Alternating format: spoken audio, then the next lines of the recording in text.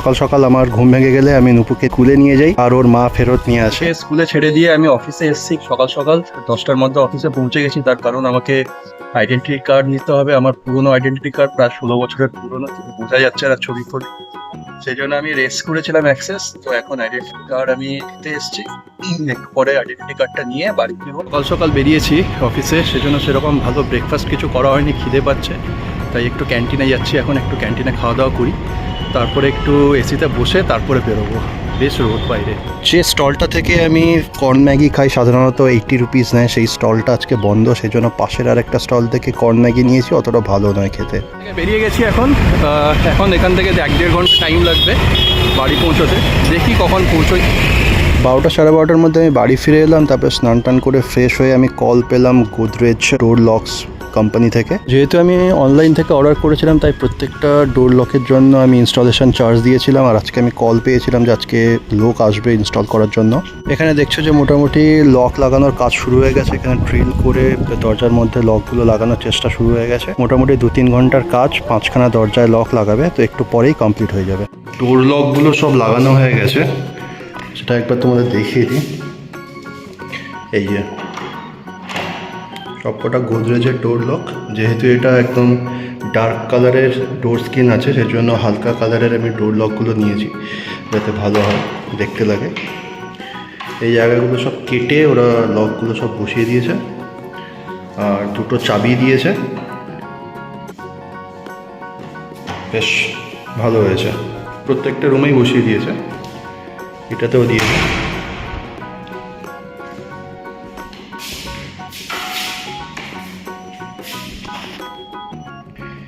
এই রুমের ডোর লকটা লাগাতে একটু চাপ হয়েছিল, তার কারণ হচ্ছে যে এখানে দেখতে পাচ্ছ যে এই লকটা অনেকটা ভেতরে বসানো হয়েছে, দেখছো কেটে। সাধারণত এতটা ভেতরে বসানো হয় না, একদম দরজার লেভেল বরাবর বসানো হয়।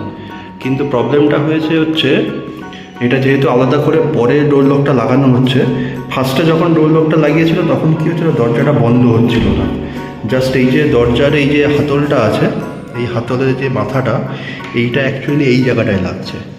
এই যে ল্যামিনেট দেওয়া হয়েছে এই ফ্রেমটার মধ্যে লাগছে। জাস্ট মানে ল্যামিনেটটা যতটুকু মোটা ঠিক ততটুকুই আটকাচ্ছিল, জাস্ট একটুখানি। তো সেটার জন্য আমাকে বলছিল যে কি, যখন দরজাটা বন্ধ করবেন তখন এইটা এরকমভাবে লকটা এরকম নামিয়ে তারপরে বন্ধ করবেন, দিলে লেগে যাচ্ছে। কিন্তু আমি বললাম যে বাড়িতে তো বাচ্চা আছে, আর তাছাড়া সবসময় এটা মাথায় থাকবে না। আমি যদি জাস্ট দরজাটা এরকমভাবে বন্ধ করে দিই তাহলে পুরো এই ল্যামিনেটটা পুরো ফেটে যাবে কয়েকবারের মধ্যে, ধাক্কা লেগে লেগে। তখন ওরা কী করলো, তখন আবার এই পুরো লকটা খুলেছে, লকটা খুলে তারপরে আবার এটাকে কেটে অনেকটা আরও একটুখানি যতটা লাগছিল ততটা ভেতরে কেটে ঢুকিয়েছে, সেজন্য অনেকটা ভেতরে ঢুকে গেছে লকটা। যাই হোক, আপাতত এখন আর লাগছে না। এখন আমি যদি জাস্ট সিম্পল এরকমভাবে দরজাটা বন্ধ করে দিই, এই যে এর আগে লাগছিল না। যাই হোক, জিনিসটা করে দিয়েছে। আর লক টকগুলো সব, চাবি টাবিগুলো সব ঠিকঠাক কাজ করছে, দেখে নিয়েছি, অসুবিধা হচ্ছে না। নেক্সট আরেকটা যেটা প্রবলেম হয়েছে সেইটা তোমাদের বলছি। সেটা হচ্ছে যে এই যে বারান্দায় যে হ্যাজবোলটা লাগাবো, যে দাদা এসেছিলো সে বললো যে এইটার জায়গায় তুমি এক কাজ করো, যে সিলিন্ড্রিক্যাল লক লাগিয়ে নাও। গোল যে সিলিন্ড্রিক্যাল লকগুলো সেগুলো কিলেস লাগাতে বললো, তার কারণ এখানে তো অত চাবির দরকার নেই। সিলিন্ড্রিক্যাল লকটা লাগালে কী হবে, যে এটা ঠেলে দিলে বন্ধ হয়ে যাবে দরজাটা, হাওয়া টাওয়া আর খুলবে না, ভেতর থেকেও বন্ধ হয়ে যাবে, বাইরে থেকেও বন্ধ হয়ে যাবে। আর যেহেতু কিলেস আছে সেজন্য কোনো বন্ধ হয়ে গিয়ে বাইরে আটকে যাওয়ার কোনো চান্সেস নেই। এবার আমি সেটা ডিলেমায় পড়েছি, হচ্ছে আমি হ্যাজবোলটা নিয়েছি। এবার সেটা আমি ফেরত দিয়ে রিপ্লেস করে তারপরে আবার সিলিন্ড্রিক্যাল লক নতুন আনবো, দিয়ে লাগাবো। ওইটা করবো নাকি যেটা আছে সেটাই লাগিয়ে দেবো, এটা এখনও ডিসাইড করতে পারিনি।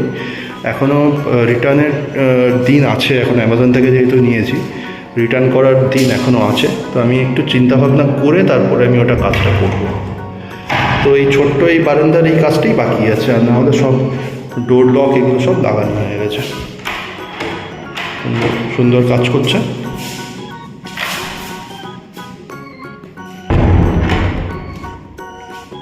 বিকেলের দিকটা আমি ভাবছিলাম যে কোথাও একটা বেরোবো, কোথায় বেরোবো ডিসাইড করতে পারছিলাম না।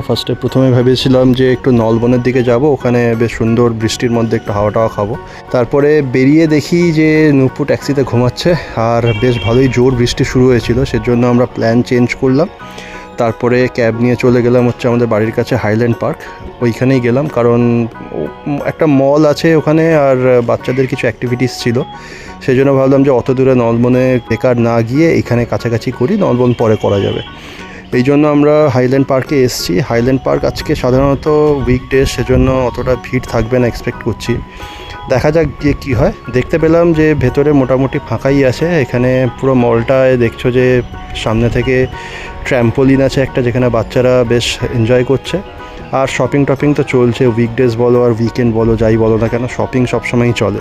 আর এখানে একটা বাচ্চাদের ট্রেন যাচ্ছে, যেটার মধ্যে কিছু বাচ্চারা বসেছে, এটাও বেশ ভালো।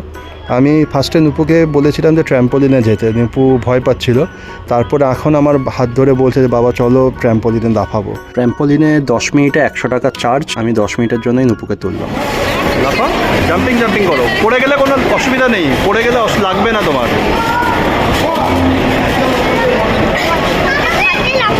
হ্যাঁ এইখানেও লাফাই লোকে, এই তো জাম্পিং জাম্পিং। হ্যাঁ গুড গুড, হচ্ছে হচ্ছে।